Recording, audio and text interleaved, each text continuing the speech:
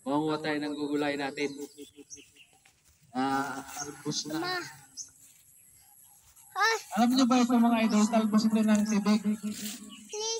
Mangunguha tayo, gugulay natin. Sa mga hindi pa nakakaalam, kinakain ito. Ginagataan lang ito mga idol. Sa mga taga-bundok dyan, na wala kayong mahanap na ulam. Ito, nasa tabi lang ito ng mga bakuran nyo. Hahanapin nyo yung pula. Kasi ginugulay talaga ito. Parang lubi-lubi lang ito.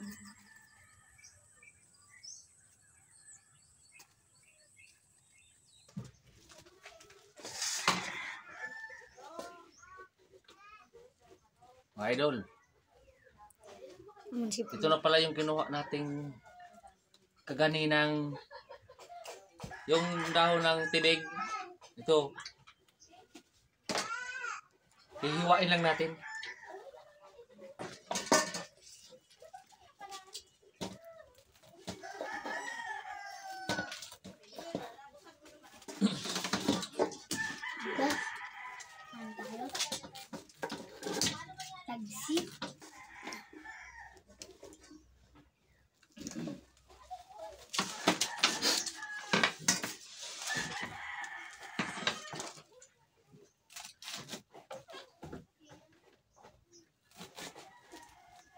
Ganito lang idol yung pagluluto nito. Kailangan hihiwain mo siya ng kutsilyo. Tuda naman lupi.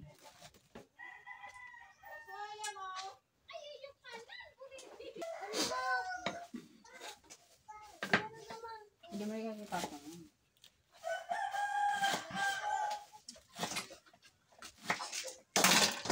Ito na siya mga idol, ito na. Oh. Marami na siya, marami.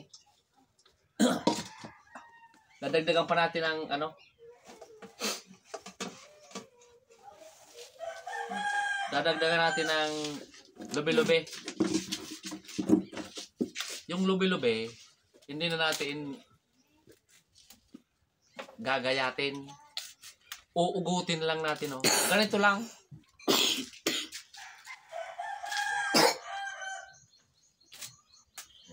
Dahil bata pa siya, kailangan mo siyang hugutin lang po. Well.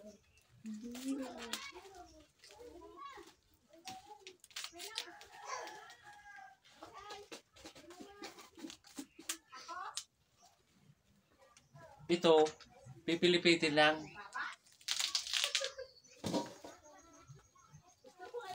Kailangan lang itong pilipitin.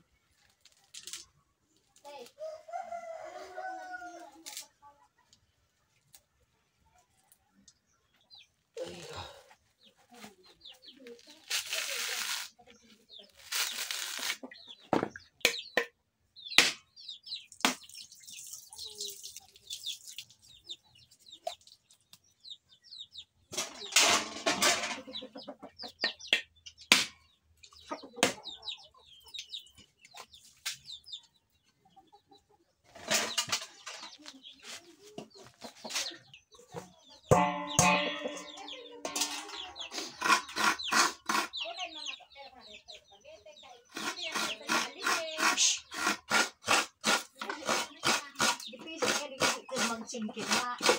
Subok-subok mga ribok mo niya.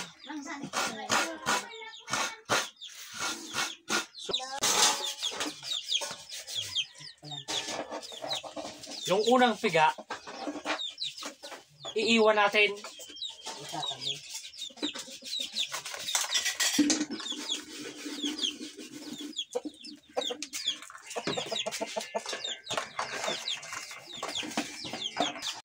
Yung unang piga, itabi. Kailangan pag magtatabi ka ng unang piga, may tagahawak.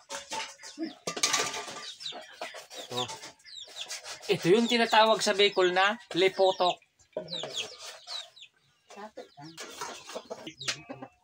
Okay na?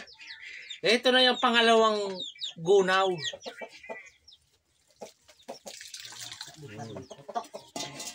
Pangalawang gunaw, parang kulang.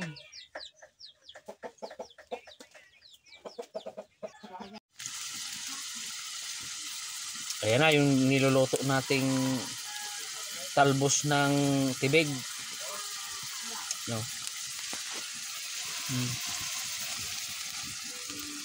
Bukating ni daba-daba ka ding panggatong yung nagraraba-raba. Mga idol, yung kinuha natin na dahon ng tibig. Oh. Tibig.